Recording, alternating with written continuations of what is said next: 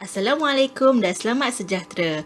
Video pada kali ini bertujuan untuk pembentangan kumpulan kami yang bertajuk Kata Sifat dalam Cerpen Pelangi Petang. Video ini juga bertujuan untuk memenuhi keperluan kursus linguistik korpus.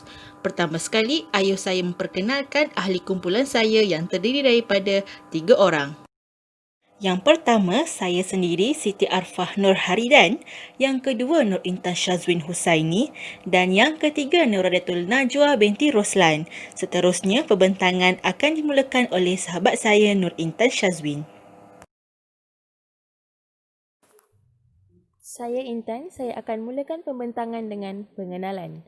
Tugasan linguistik korpus ini akan memberi fokus ke seluruh kata sifat yang terdapat dalam cerpen yang dipilih iaitu cerpen Pelangi Petang. Korpus yang digunakan dalam kajian linguistik merupakan segala himpunan bahan bahasa lisan maupun seperti syair, pantun, hikayat dan lain-lain. Oleh itu, korpus yang digunakan dalam kajian ini bertajuk Pelangi Petang.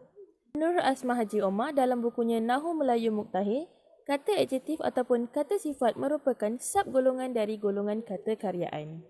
Tugasan ini akan dilaksanakan dengan bantuan perisian Encon, iaitu perisian komputer percuma yang banyak kegunaannya dalam bidang linguistik.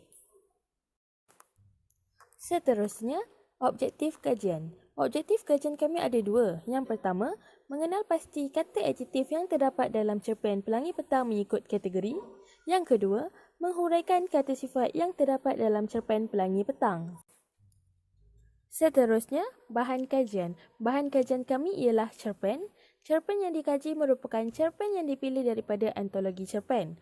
Cerpen yang menjadi bahan kajian kami bertajuk Pelangi Petang dan buku antologi cerpen tersebut bertajuk Simbiosis.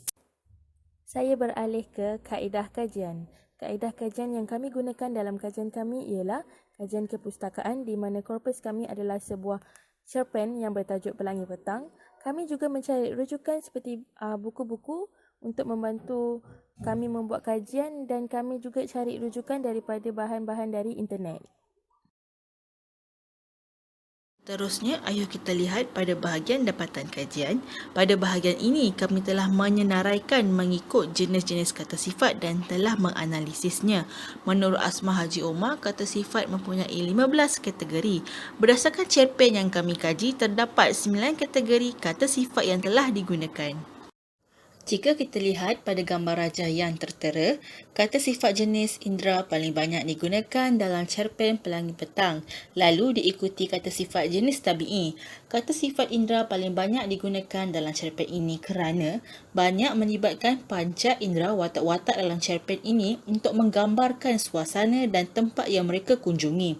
Selain itu, dengan penggunaan kata sifat panca indera juga dapat memberi impak kepada pembaca dalam memahami penceritaan yang ingin disampaikan oleh penulis, selain digunakan untuk menggambarkan bagaimana perwatakan setiap watak dalam cerpen ini antara satu sama lain. Seterusnya, ayuh kita lihat pada jenis-jenis kata sifat dan contoh ayat yang digunakan dalam cerpen Pelangi Petang. Pertama sekali, ayuh kita lihat pada kata sifat jenis tabi'i. Kata sifat tabi'i merupakan kata sifat yang memberi perincian kepada kualiti tertentu yang ada pada tabiat atau perangai manusia. Contoh ayat yang menggunakan kata sifat jenis tabi'i dalam cerpen Pelangi Petang ini ialah Iris tidak pernah merasai hidup susah. Hal ini menjadikannya seorang yang bongkak, boros serta tidak menghormati orang lain selain biadab. Kata sifat tabi'i yang digunakan dalam ayat tersebut ialah bongkak, boros dan biadab. Selain itu, terdapat juga penggunaan kata sifat jenis warna. Contoh ayatnya ialah, rumah yang paling besar dalam kampung inilah rumah saya. Rumah yang berwarna ungu, jawab Iris bangga. Penggunaan kata sifat warna dalam ayat tersebut ialah ungu. Kata sifat jenis kuasa tenaga juga digunakan dalam cerpen Pelangi Petang. Contohnya, ada pun orang. Penat saya bagi salam, kata Jasmine tercengap-cengap.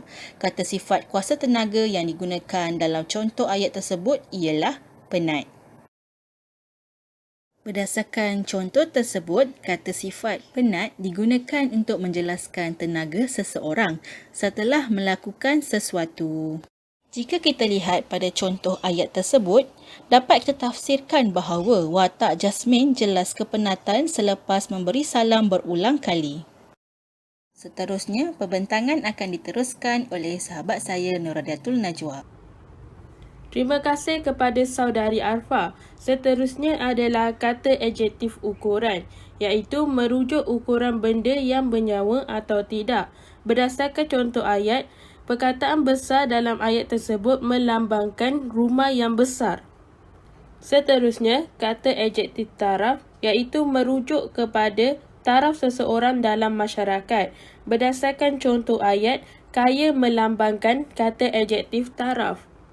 Yang keenam adalah kata adjektif kecepatan yang merujuk kepada daya cepatnya sesuatu pergerakan. Berdasarkan contoh ayat, terdapat perkataan cepat iaitu meminta seseorang watak untuk bertutur sesuatu dengan cepat. Seterusnya adalah kata adjektif emosi yang merujuk kepada perasaan yang muncul disebabkan sesuatu yang berlaku. Kata adjektif emosi boleh terbahagi kepada positif dan negatif. Berdasarkan contoh ayat, kata adjektif emosi ialah ceria dan yakin, manakala negatif adalah cemburu dan geram. Seterusnya adalah kata adjektif indera, iaitu menerangkan ciri-ciri sesuatu berdasarkan panca indera. Berdasarkan kajian ini, terdapat 4 kata adjektif panca indera iaitu panca indera rasa, sedap, panca indera pandang, muram, panca indera dengar, nada bongkak dan panca indera sentuh iaitu empuk. Yang terakhir dalam dapatan kajian kami ialah kata adjektif akalia, iaitu membawa makna penerapan fikiran atau akal. Kata adjektif akalia juga boleh terbahagi kepada 2 iaitu positif dan negatif. Positifnya adalah seperti contoh ayat bijak dan negatifnya ada seperti dalam contoh ayat adalah bodoh. Secara keseluruhannya, terdapat 9 jenis kata sifat yang digunakan dalam cerpen Pelangi Petang. Terdapat juga kata sifat tersebut diulang penggunaannya tetapi dalam ayat yang berbeza. Penggunaan Anchor juga membantu pengkaji dalam melaksanakan kajian ini. Anchor digunakan bagi mendapatkan jumlah kata sifat yang tertentu dan pada masa yang sama untuk mendapatkan contoh-contoh ayat yang menggunakan kata sifat berkenaan.